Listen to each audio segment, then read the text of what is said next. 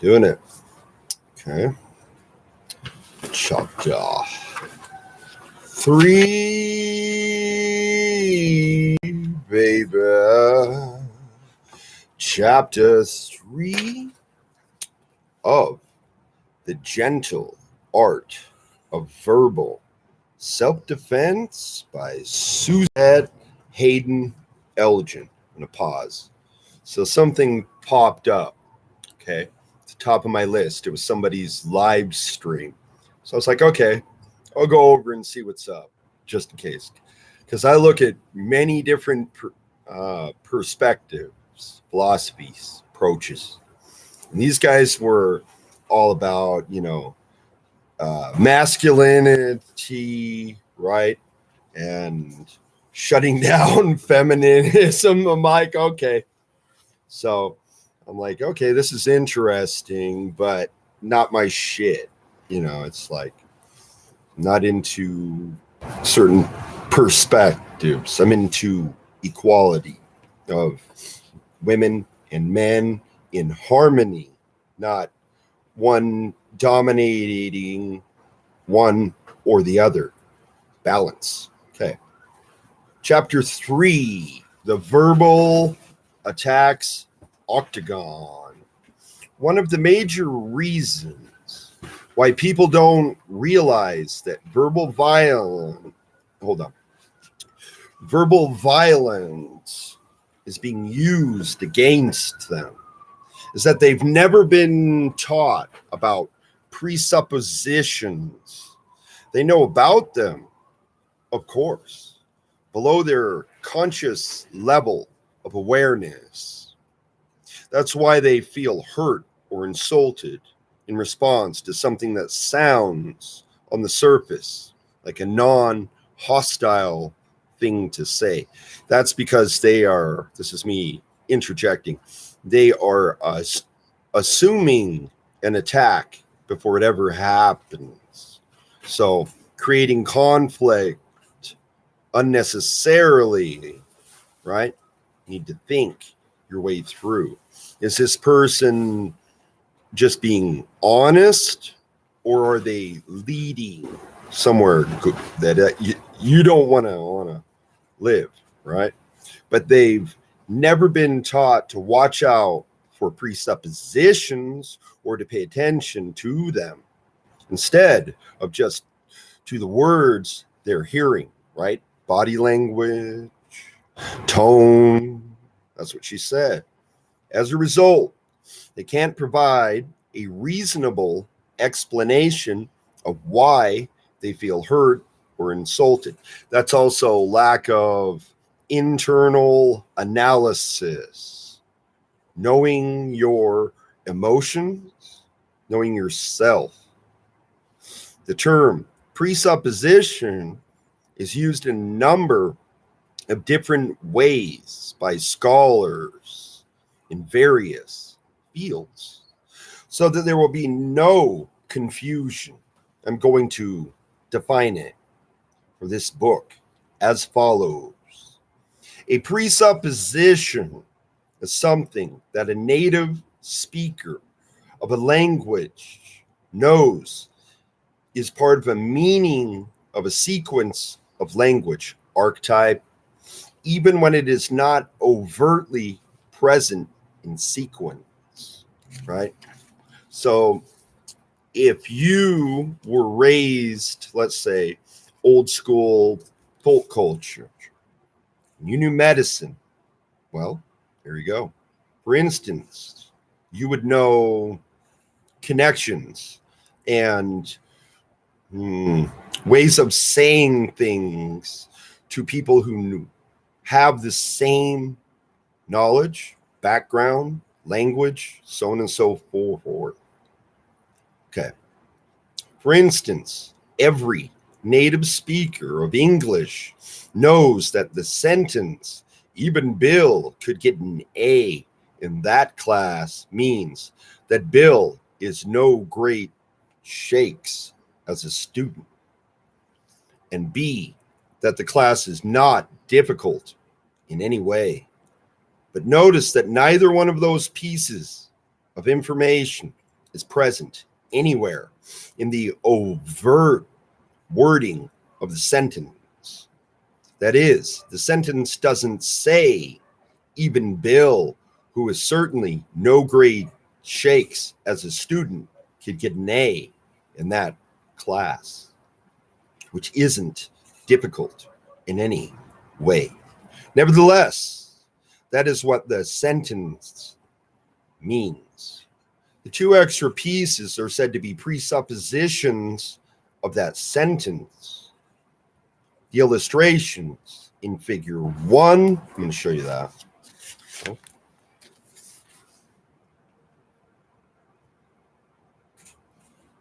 All right. Okay. Is a training device that we will use in this book to make you more aware of presuppositions. Although there are, of course, other patterns of hostile language. So this goes for chat rooms, right? You start seeing people doing that, get them out. Don't let them sit there. Can't go to sleep on it. Not at all. Nope. Not with trolls. Any opportunity to jab at you, right? But you can't take it personal. Just got to block it. Move on. Don't be distracted because that is their aim. Anyway, verbal attacks octagon are some of the most basic and most common. There are 8 of the verbal attack patterns of English. I like how specific she is, which we can call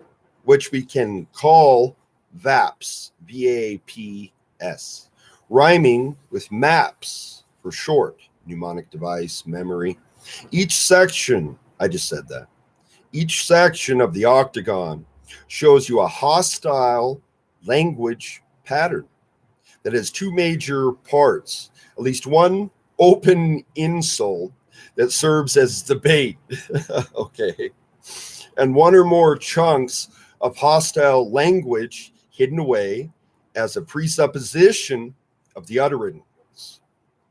In this chapter, we'll go quickly through all 8 sections of the octagon. Then in chapters that follow, we'll take up each of the patterns in detail and consider strategies for dealing with them. So, intelligence is what? Pattern recognition. Okay, I just said that. Interjection. The most important principle to remember is this one: never take the bait. Ignore the bait. Hear that? And respond to something else. Something that is presupposed. That's defense, right? The steps of your strategy go like this. 1, notice the satyr mode that's being used. 2, identify the presuppositions of the utterance. Okay, moving on.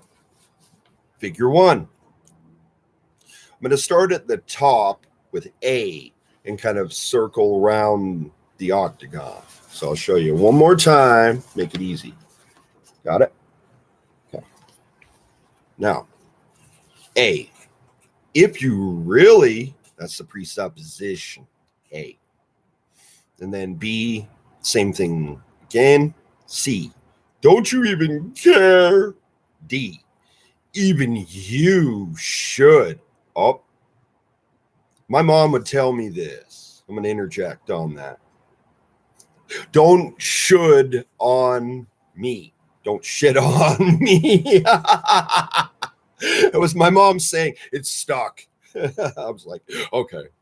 That means you don't lord over someone else and you should be doing this. That's why I offer opinions, but I don't say order people to do anything because that's not my right. Everyone understands why you, that's E. A person who, F. G. Why don't you ever, that's guilt, right? H. Some X's would, right? So that's peer pressure. Okay. 3, ignore the bait. So you had 1. I'm going to reread real quick. 1, notice the Saturn mode that's being used. 2, identify the presuppositions of the utterance. 3, ignore the bait. 4, respond with a neutral request for information, but a presupposition or a neutral remark about a presupposition, right? That's kind of fishing, trying to figure out what's up. 5, maintain computer mode. That means not reacting emotionally and looking at what actions are they taking, right? Okay.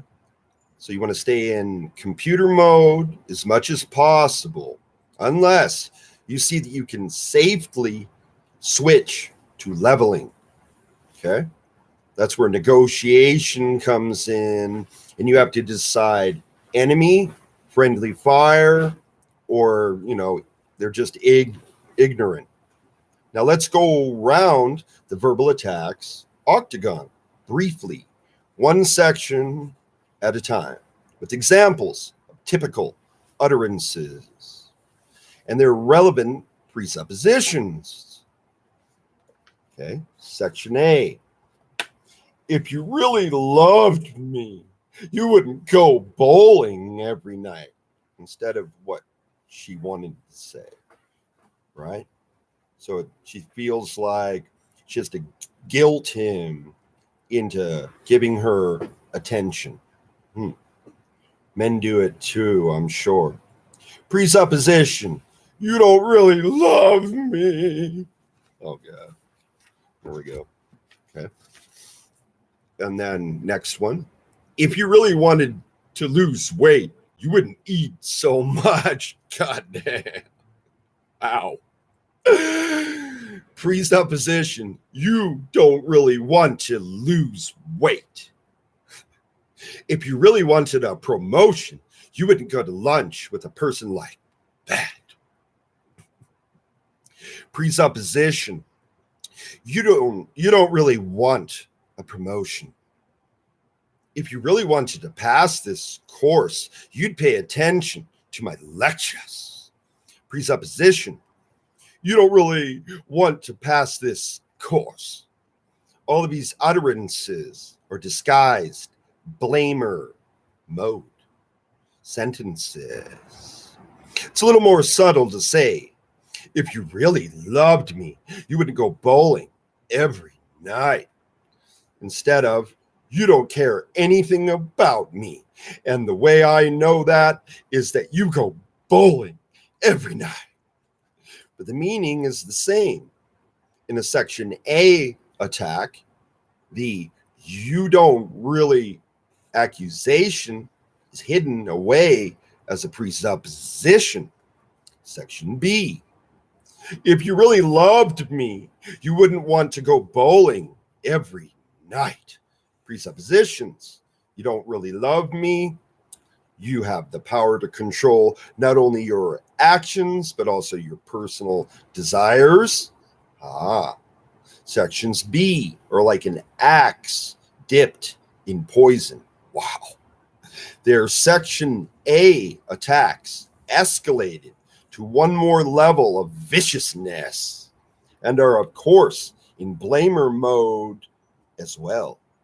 In the example sentence about going bowling given under section A, if you stop going bowling every night, you proved that you really do love the other person. But if you really loved me, you wouldn't want to go bowling every night. It's a verbal trap. Whether you go bowling or not, you're still going to want to go. And since you've swallowed the presupposition that if you really love this person, you wouldn't want to go, if you let this attack work, you're going to feel guilty no matter what you do. When you go bowling, you'll feel guilty because you're going. And when you don't go, you'll feel guilty because you wish you had. Either way, it will take most of the pleasure out of going bowling. The fact that somebody begins this sentence with sweetheart does not turn it into a loving, tender thing to say. When you hear it, you've been attacked. Learn to recognize that. Section C. Don't you even care about your children? Oh shit. Going deeper. Guilt trip. Presuppositions. You don't care about your children. Next one. You should care about your children. The should, remember? It's wrong of you not to. Therefore, you should feel rotten. Oh, God. Don't you even care about your appearance? Don't you even care what happens to the other students? Don't you even care what the neighbors will tell your mother? Okay, section C. Section C. Attacks are straightforward. Blamer mode, utterances, even on the surface. It's hard to imagine any of these examples sounding like anything but an accusation. Notice that the word care is heavily stressed in these examples. That's important. It's the one way for you to tell the difference between a genuinely interested request for information, such as might come from a leveler who simply wants to know, and a verbal attack. The presence of our old friend even is also a clue. Take the last example. If it comes from a leveler, someone who has no hostility in mind, it's likely to take this form. Don't you care what the neighbors will tell your mother? There's no stress on the word care, and no even in the sentence. The intonation, melody, the utterance is very different. Section D. Even an elderly person should be able to understand this contract. Presuppositions. There's something wrong with being an elderly person. Doesn't take much intelligence or ability to understand this contract. You should feel guilty and stupid. Here's a big one. Even a woman should be able to build a bookshelf. Ooh, even a freshman should be able to pass this test. Even the second graders know how to do that. And for the primitive whacking and slashing, even you should be able to follow this argument. Or even you should be able to follow this argument. You'll have noticed that it's possible to pile up these attacks in multiples.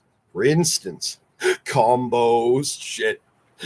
Even a woman who doesn't even care about her appearance should be able to understand that stripes only look good on thin people. Wow. This is brutal. If you hear anything like it coming at you, go to computer mode and stay there. That means protect your emotions. The section D attacks, except when they take the even you form, are in mild computer mode. Properly done, section Ds are an abstract reference to a class of individuals with the same surface shape as a statement like even water in excess can be poisonous. Section E. Everyone understands why you're having such a hard time adjusting to this job. Presupposition. Everybody knows about the problem you have that's causing your adjustment difficulties. So it's no use trying to hide or deny it. That's right. It's true. So if you acknowledge it, you can improve. Got it? Everyone understands why you're so emotional these days, darling. Okay. Everyone understands perfectly why you're getting hysterical, Mrs. Smith. This particular type of attack sounds so much like leveler mode that it can catch you off guard.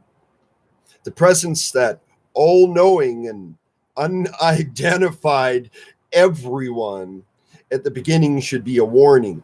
Section E attacks are a mixture of computer mode and blaming. So they're cold, right? And then they're just being critical, pointing out your flaws. No solution offered. Section F. Person who really wanted to succeed wouldn't object to a trivial regulation like our dress code. Presupposition. You don't really want to succeed. A person who has serious emotional problems can't be expected to cope with the workload here like the other employees do. You have serious emotional problems. The workload here is reasonable for an individual who doesn't have serious emotional problems. A boy who really wanted people to know he wasn't a sissy wouldn't sit inside reading all the time. Presuppositions. You don't really care whether people know you're not a sissy. Sissies sit around inside reading all the time. Section Fs are in computer mode form, but their form is misleading. They're really only a skilled variation on Section A attacks. A person who really cared about his job would do it right. It's less crude than if you really cared about your job, you do it right. However, the two sentences mean roughly the same thing. In Section F's, the fact that the attack is aimed at you in presupposed by the intonation and the context. When you are the target of one of these, you'll understand immediately that you are the person who, that's in quotation, person who. Section G. Why don't you ever want to be happy? Presuppositions. You don't ever want to be happy. You have the power to make me happy. Giving your power away. See that? When you're willing to use it. Whatever your reason is, I'm telling you in advance that it's not good enough. Or, why do you always want me to be miserable? Guilt trip. Presuppositions. You always want me to be miserable. You have the power to make me miserable when you're willing to use it. Whatever your reason is, I'm telling you in advance that it's not good enough. Why don't you ever think about the other people? Why don't you ever think about what other people might want? Why can't you ever do anything right? No amount of tinkering will make why don't you ever different enough from you never to remove it from blamer mode. Section H. Some husbands would object to having their wives go back to school when the kids are just babies. Presuppositions. It's wrong for you to go back to school. I'm not like other husbands. I'm unique and superior to them because I'm not objecting to your going back to school. You should feel very guilty about going back to school. Wow. You should feel very grateful to me for being the way I am, instead of just support what you wanted, right? All this and computer mode as well. That's right. Although the set of presuppositions for a section H attack is in blamer mode, the surface form is computer mode. Here are a few more examples of this attack. Some bosses would object to having an employee who always leaves work 5 minutes early to catch a bus. Some professors would be really upset about getting a term paper that wasn't even typed. Some wives would really get mad if their husbands went fishing over the weekend and left them home alone. Some landlords would seriously consider taking legal action if they had a tenant who never made any attempt to take care of his apartment. By no means does this cover all of the possible verbal attack patterns of English. But if you can defend yourself against these 8 VAPs, your skill will develop and make it possible for you to respond to attacks you haven't encountered before. When you master the basics and apply them by frequent practice, you're well on your way. And that's also creating consistent boundaries. And then if there is a disrespecter, as I call them, troll, then they're going to see how you run your chat room, your channel in general. How to use the next 8 chapters. Now, we're going to move on to take up each octagon section. So she's going over. So we know that. So she's just going over it again. Okay. So I'm not reading that part. The next section will be chapter 4, section A, attacks, if you really is the head. Okay. Alrighty. Take a break. Play some music.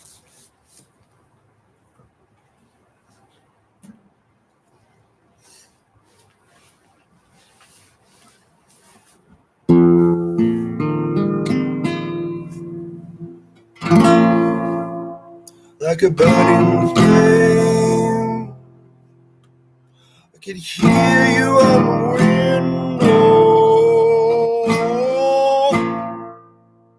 humming me.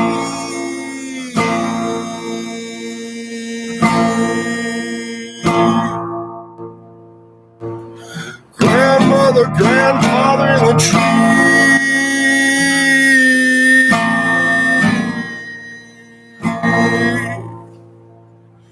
Right down, sit down,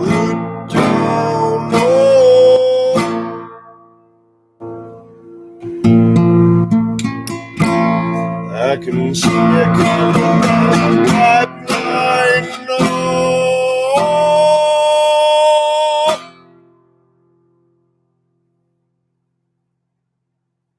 I can feel it in the air.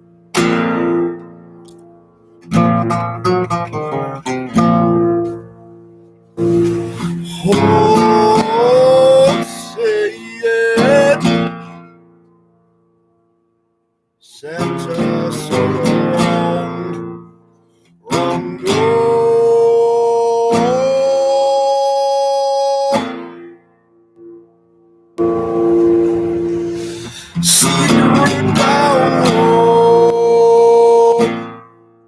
Cigarette down low.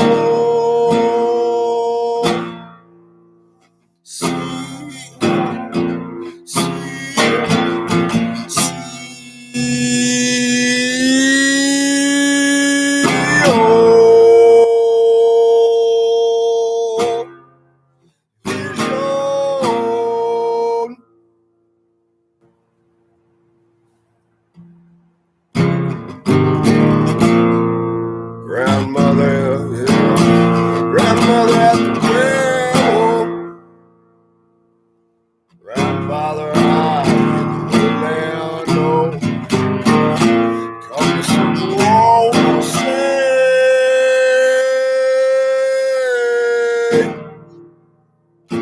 are you oak white sail?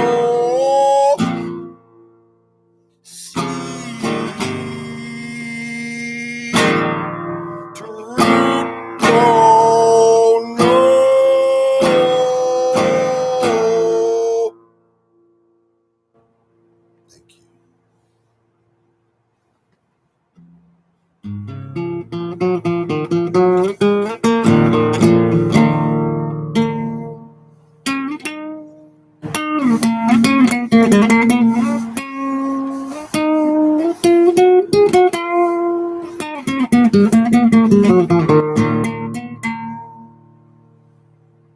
Thank you. I shall return. Circle round.